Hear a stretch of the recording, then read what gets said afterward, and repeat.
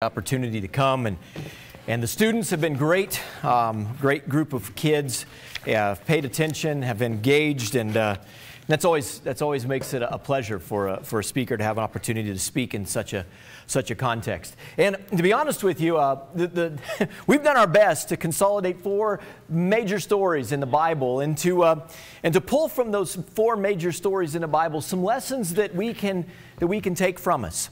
You look up above of myself today, and you see there's action figures up here that are representative of 4 main Bible characters. We talked about Esther and how Esther took action in stepping out and going to the king, even though she knew that decision might well cost her life, and God blessed in that. We've taken a look at Gideon, who stepped out and took action to endanger his own life, but also to really engage in a crazy plan of leading 300 men against a Midianite army that was described as numerous as the sands on the seashore. We took a look at a young girl, Mary, who took action in faith by saying, "I'm the Lord's servant. Do with me what it is that you will, God." And we talked yesterday about how powerful a statement that is. This morning we're going to take a look at a Bible character who's not a stranger, no doubt, to any of us. Even if you don't know much about the Bible, you know the story of David and his encounter with Goliath. And certainly we've heard that story 1,000 times. Certainly a man who powered up to the call and stepped up and did something absolutely amazing. In the time that we have this morning, we're going to take a look at his life and a few of the lessons that we find there. You know, really, what we're looking at in each of these characters and what we're seeking to pull from them is some part of their character. We talk about character a lot, don't we? We talk about the character of an individual. Mr. Mike just prayed about the character of our leaders in our country. And how do you define a character of a person? Well, you look and see what they do. In reality, guys, character is action. Action is character. What is it that motivates us? What is it that we are busy doing? What is it that animates us? In Matthew, the 7th chapter, verses 16, 17, through 20, Jesus says this. He said, "You will recognize them by their fruits. Are grapes gathered from thorn bushes or figs from thistles? So every healthy tree bears good fruit, but diseased trees bear bad fruit. A healthy tree cannot bear bad fruit, nor can a diseased tree bear good fruit. Every tree that does not bear good fruit is cut down and thrown into the fire. Thus you will recognize them by their fruit." I want to ask you just one question to hold in your mind as we look at the life of David this morning. If there were to be a spiritual fruit inspector that were to walk into your home, what would he find there? If there was a spiritual fruit inspector given complete access to your computer, or your phone, or your tablet, or your smart TV, or, yeah, you guys get the point. What would they find there? If there was a spiritual fruit inspector that were to room with you in college, if it was a spiritual fruit inspector that was to work in the next cubicle or from the next bench at your vocation, that would sit with you at the table at the senior citizen home, wherever you might be in life, what would they determine to be the fruit of your life? I know that's a troubling question. It's one of those questions I hate to ask of my own self, because sometimes we look at ourselves and we have kind of 2 things going, don't we? On one hand, we have the spiritual fruit that we want to imagine that our lives produces, right? How many of you ever planted a garden? We talked about this yesterday. Yeah, we've got some gardeners here today. Every year I plant a garden. Every year my wife mocks me. All right, I'll tell a little story on myself.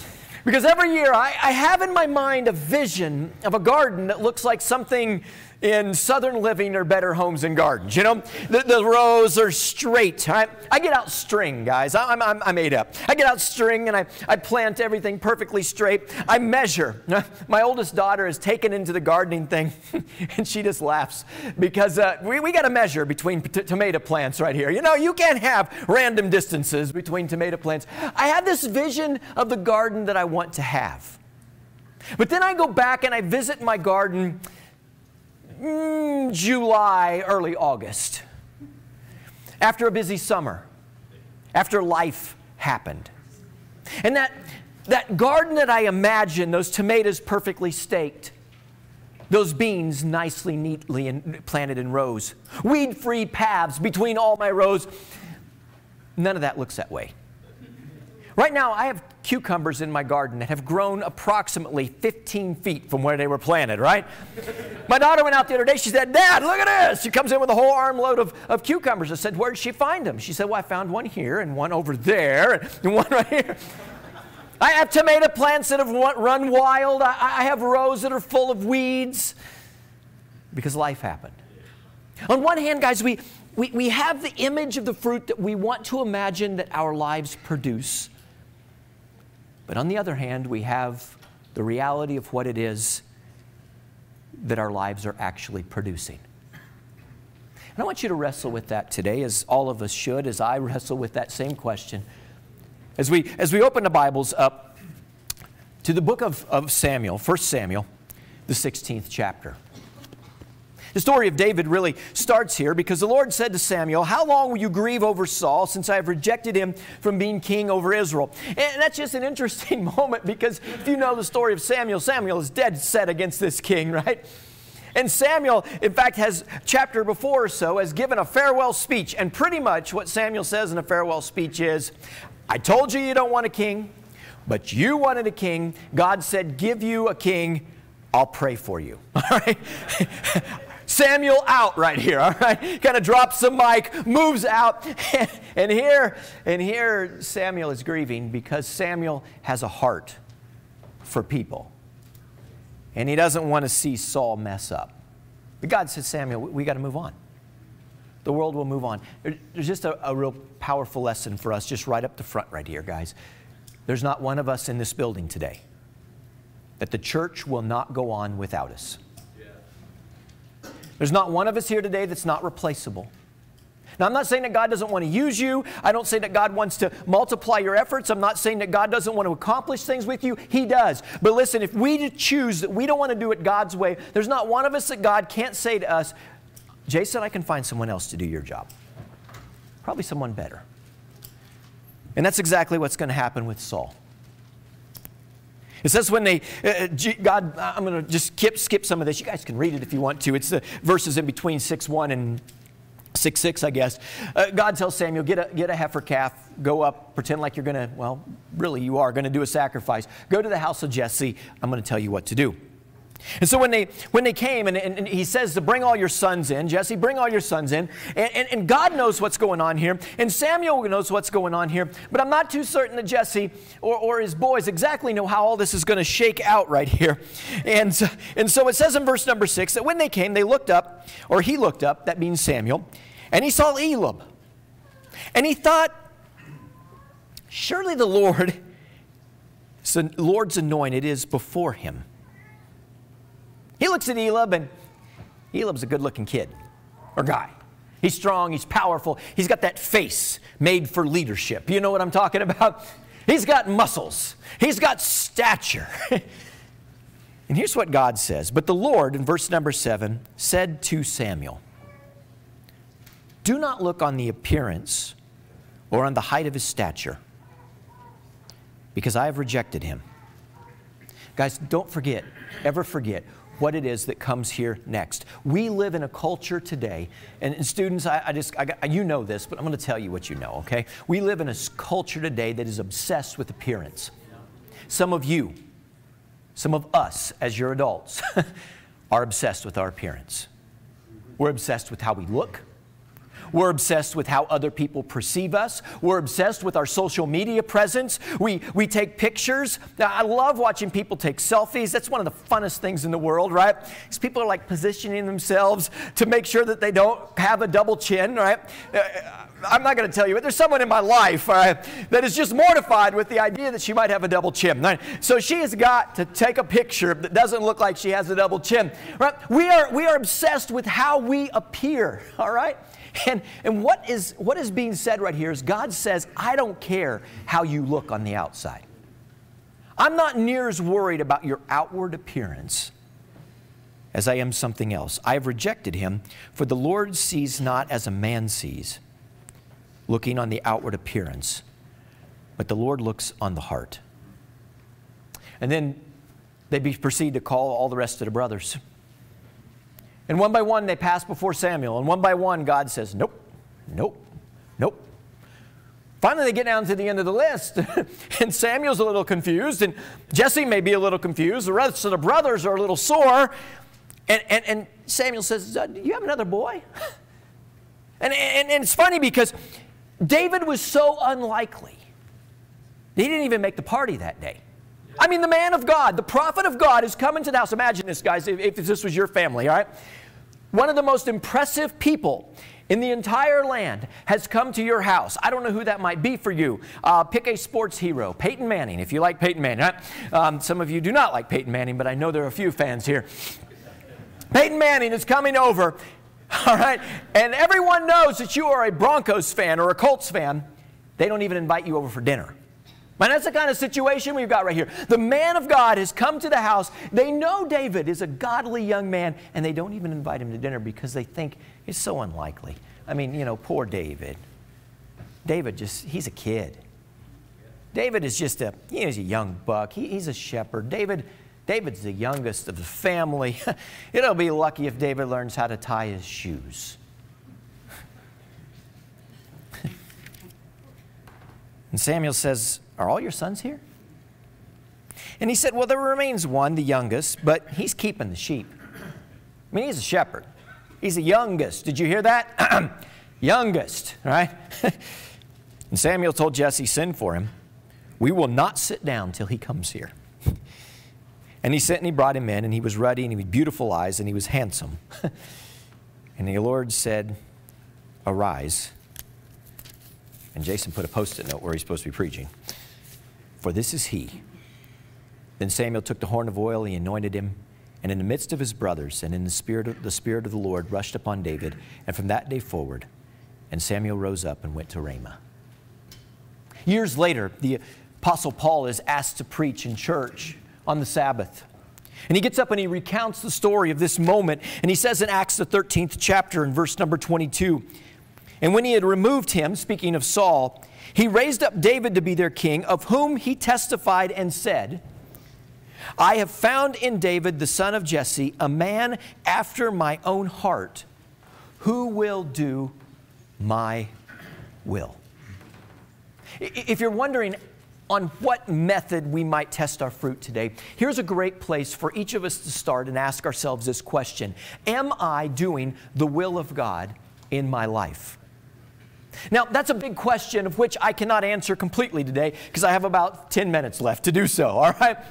We know that the Word of God is expansive, right? We know that there's a lot of things that we are called not to do in the Word of God, but there's also a lot of things that we're called to do. And it's my experience that oftentimes for those of us who are Christians, it's not the list of things that we are not to do in which we fail, but it's in the list of things that we are to do that we have our shortcomings. David certainly made large mistakes in his life. But we find what makes David special.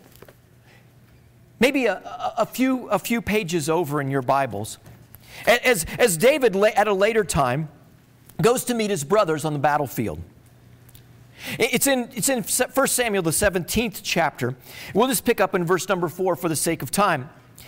We're introduced to their champion, to their Goliath. This is a part of the story of David that everyone knows. It's a metaphor for the little guy overcoming the big guy. But in reality, it's not just any little guy overcoming a giant force. It's a little guy who understands something that our world today chooses to often ignore. It says in verse 4 that there came out from the camp of the Philistines a champion who was Goliath of Gath. And his height was 6 cubits and a span. For those of you who aren't good with cubits and spans like me, that's about 9 foot. All right. He had a helmet of bronze on his head, and he was armed with a coat of mail. The weight of the coat was 5,000 shekels of bronze. He had bronze armor on his legs. He had a javelin of bronze slung around or between his shoulders. The shaft of his spear was like a weaver's beam. The spearhead weighed 600 shekels of iron. And his shield bearer went before him, and he stood and he shouted at the ranks of Israel. Why have you come out to draw up for battle? Am I not a Philistine, and aren't you the servants of Saul? Choose for yourselves a man. Let him come down to me. If he's able to fight with me and kill me, then I will be your servants. But I will prevail against him, and I will kill him. And then you shall be our servants and serve us. Now, I know you know this, and I know we're short on time here today. But this is an impressive guy. I heard something this morning in Bible study where he said, I've looked at a lot of people straight in the belt buckle before. All right? And that's a funny one, right? You listen to me. I don't care how tall you are right here. You're literally looking this guy square in the belt buckle. Some of us will be looking at his kneecaps. We're going to be shining up his shin guards right there. A 9-foot tall guy. Not only is he 9 foot tall, you might have met some tall people today. My cousin had a disease in which his pituitary gland kind of went nuts, and he just kept growing and kept growing. And we told him, hey, quarters are short, but he didn't know that. He kept growing and kept growing. Eventually, they had to stop that because when we grow to be 9 foot tall, we're about this big around, right? Goliath, by the weight of his materials that are on him, Goliath's not just 9-footer, but Goliath is a built 9-footer, a soldier from his youth, a champion who has the ability to destroy anybody and confidence to go with it. He knows there is nobody in that Israelite army that can take him. He knows that. And so he goes out every day and he mocks not only Saul, not only armies, but their God.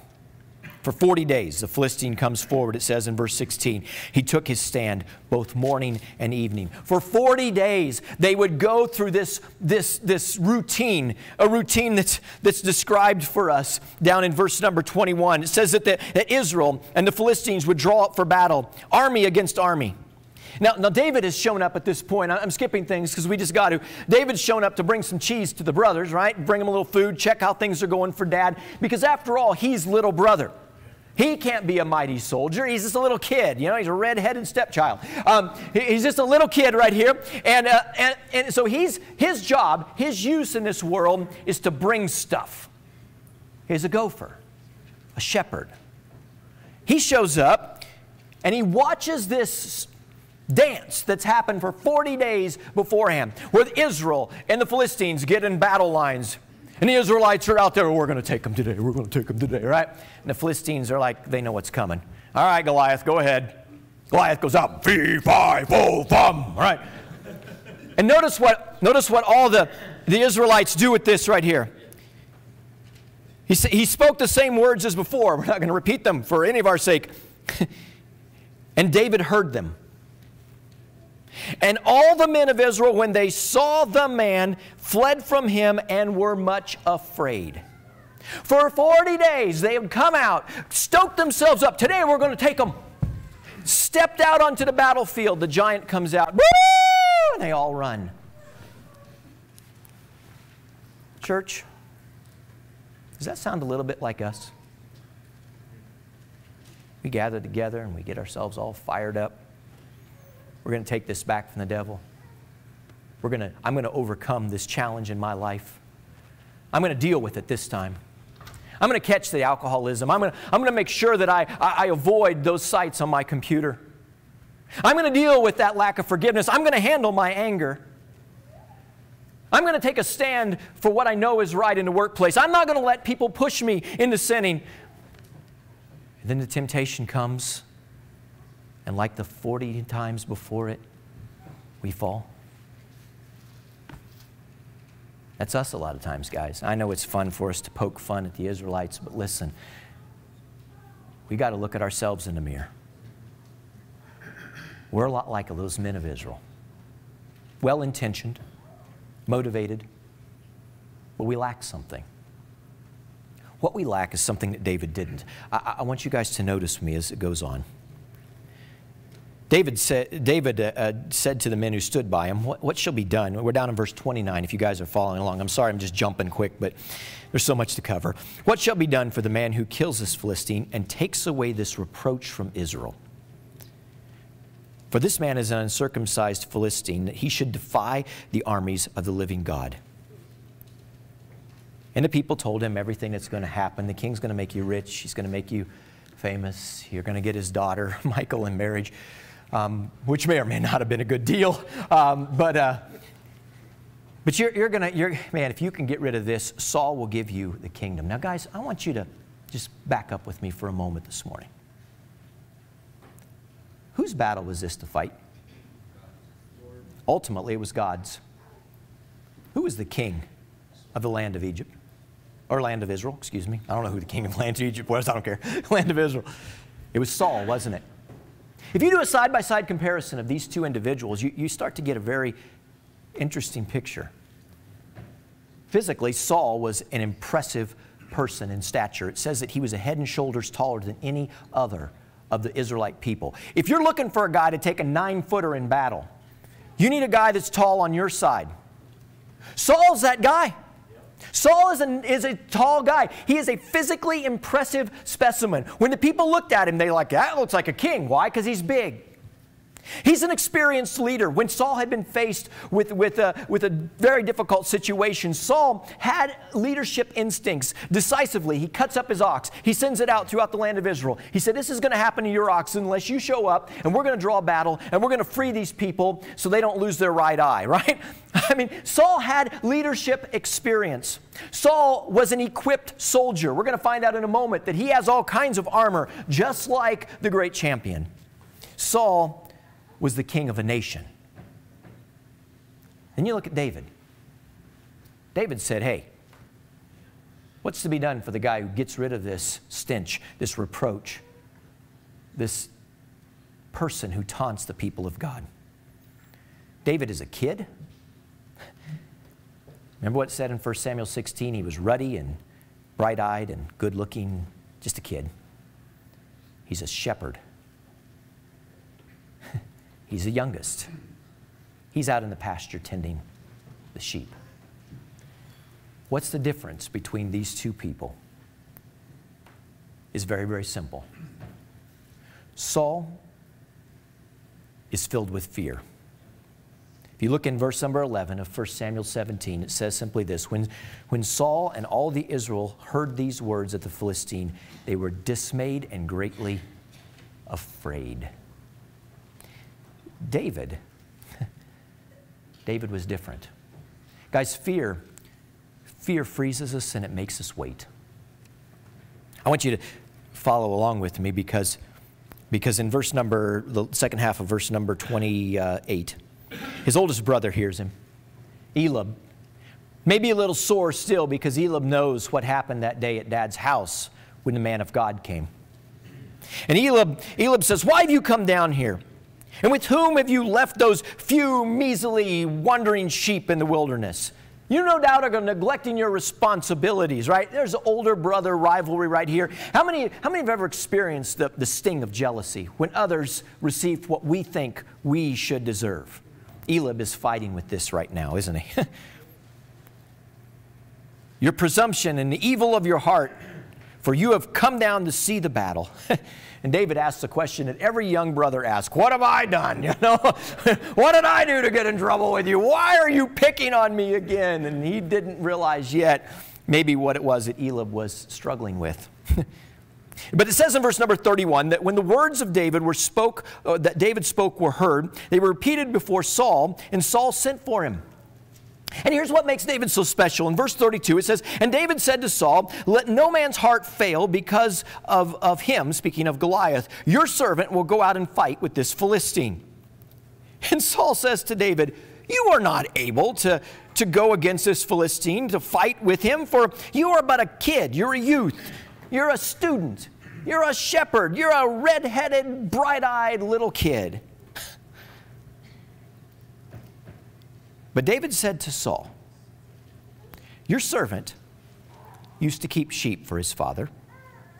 And when there came a lion or a bear and took a lamb from the flock, I went after him and I struck him and I delivered it out of his mouth. And if he rose up against me, I caught him by his beard and I struck him and I killed him. Now, all of a sudden, the story of David, we know it, right? But you just think for a moment, if you can, with me. You're a shepherd kid out in the pasture, and you see a lion that comes to take one of Dad's lambs. You're by yourself. There's nobody around. There's nobody that notices. There's nobody checking up on you. Here comes a lion, and he's going to take a lamb. How many of you are going to be like, oh, no, buddy. You are not taking one of my lambs. David jumps up, runs after the lion, smacks him up the side of the head. And David said, if he dared to turn around and try to take me, I grabbed him by his beard. That's right here. I don't know if you guys are not familiar with lion anatomy, but right above the beard are these teeth, right? They're sharp. I saw a lion get fed a while ago. The lion apparently was hungry. They fed him a chicken. The lion takes one claw, holds it down with one hand, and just rips the chicken apart with his mouth. Right? I mean, David takes a hold of the beard right underneath here, looks the lion right in the eye, strikes him, and kills him. What if David had been like me? Wait a second, you guys are laughing.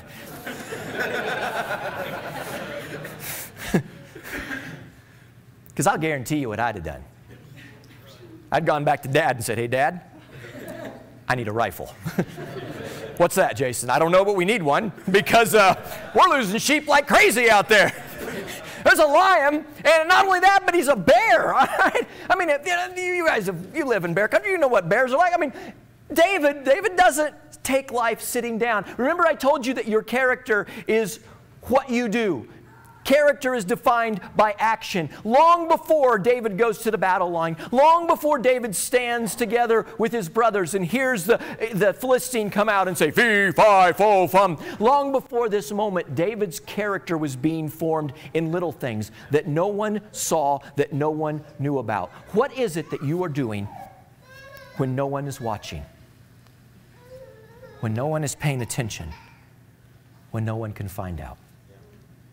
Because those victories over the little things that maybe no one else notices, that no one else cares about, those little victories are those things which fuel you to accomplish the great things that God may lay out for you in the future. Now, I want you to notice something else. David says, and your servant has struck down both lions and bears, and this uncircumcised Philistine shall be like one of them, because I am one bad dude. That's not what he says, guys. David says this, because he has defiled the armies of the living God. 2 times David says this. He says this while he's talking with his brothers and the others around them when the Philistine Goliath comes out. But he repeats it again in front of Saul. Do you believe in a living God here today? Amen. Do you believe in a God that is not just some stale tradition? Some God that did things in the past that we read about in the Bible and we think, boy, that was pretty cool. Wish I could have been David. Wish I could have watched Gideon. Wished I could have seen Mary. Do you believe in a God that is alive today? Yeah. Because church, I think part of our issue is we don't believe in a living God sometimes. We believe here in a living God, but when that moment comes for us to step out on the battlefield and to deal with the things that God has put in our path, our faith begins to waver. What sets Saul apart from David is not physical ability, is not talent. In fact, Saul's going to say, like, okay, go ahead and go, David, but take my armor, right? And David tries to put the armor on, and he can't really fight with it because he had never tested it. He had never worked with it. And there's a great lesson there as well. Later on, David will be a fierce fighter for God. He will be a powerful king and a strong soldier. He will have armor. Guys, if you're a young person here today, you've got to put on the spiritual armor of God. You've got to get used to that. But the thing that makes David special in this moment is that David believes that the God that he serves is alive. And the rest of the armies of Israel really don't believe that. And David said, I'll step out there. I will take a stand because the army of the living God has been defiled. And of course, you know the rest of the story, guys. You know how it works, right? David goes out, he can't wear the armor, and so he's like, man, I can't fight in this. So he just puts on his robe, picks up his staff, grabs 5 smooth stones out of the lake, or the riverbed there, and he goes out and he meets Goliath. And Goliath looks at this and he says, "What have we here?" In fact, direct quote, he said, "Am I a dog that you've come at me with that stick? What are you going to do, beat me with a stick?" And then he says, "Come here, little boy, let me feed you to the birds of the air. Who do you think you are?" And guys, if you've never experienced that before, you will. The culture will say to us, "Who do you think you are to rebel against our rules of normalcy? Who do you think you are that you think you can define your life by God's terms, not by our terms?" And David's like, he doesn't really even bother to answer him. He just begins to run towards him. "You want some of this? Here it is." And he reaches in his pocket, and he takes out a stone, he puts it in a sling, and you guys know the song, right? And around and around and around and around and around, right? And one little stone went up in the air, and God took that one little rock, thrown in faith, and brings down a mighty giant. Now to David, was David just such a fierce slingshotter? Was the slingshot such a great weapon? Well, the only army that I know of in the world that had slingshotting division was the Israelite army. The Benjamites, I believe. They were left-handed slingshotters. But other than that, most armies have not adapted the slingshot, particularly as a forceful tool of death and destruction. What made it a tool of death and destruction that day to the sin that was plaguing Israel was the hand of God that was behind it. And guys, I love to read 2 Samuel 23. Because David wasn't alone in this moment. David, in fact, attracted a lot of other people. James, the first chapter, let me read one more verse and we'll close with this. In verse 23 through 25. It says, "For if anyone is a hearer of the word and not a doer, he's like a man who looks intently at his natural face in a mirror. He looks at himself, he goes away, and at once he forgets what he looks like. But the one who looks into the perfect law, the law of liberty that preserves, being no hearer who forgets, but a doer who acts, he will be blessed in his doing." Guys, today we're called to be doers. Whether we're 80 or 18 or 8 years old, God says, "I want you to do things. I want you to do things according to my will, my plan, and my purpose." And listen, you may never get to face a giant. You may never find Goliath. You may never stand before the armies assembled on both sides of a valley and run forward and accomplish a great victory for God. There's only one David in the Bible, guys.